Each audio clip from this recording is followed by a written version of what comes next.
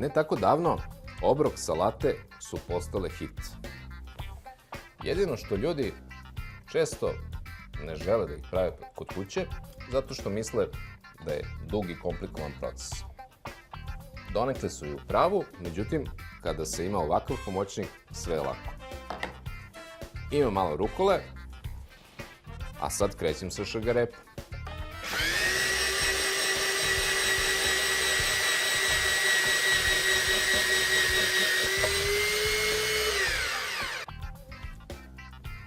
I odmah na tanjir.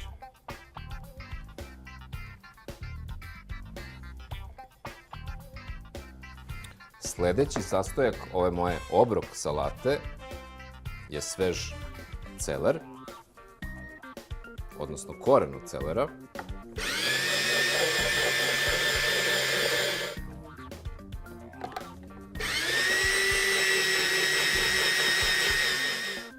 I čak mi se i dopada što je ovako prošaran šargarepom, a celer sam po sebi daje fantastičnu aromu.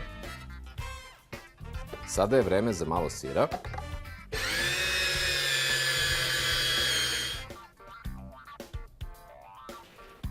Jedno kuvano jaje.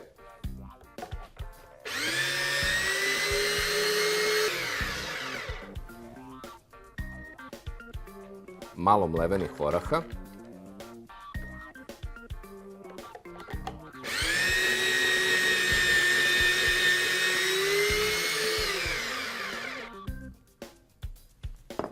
Da bi stvar bila interesantnija, promenit ću ovaj nož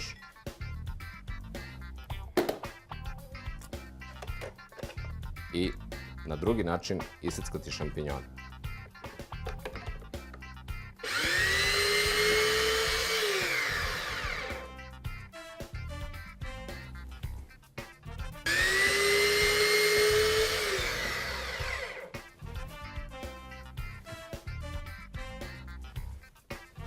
I na kraju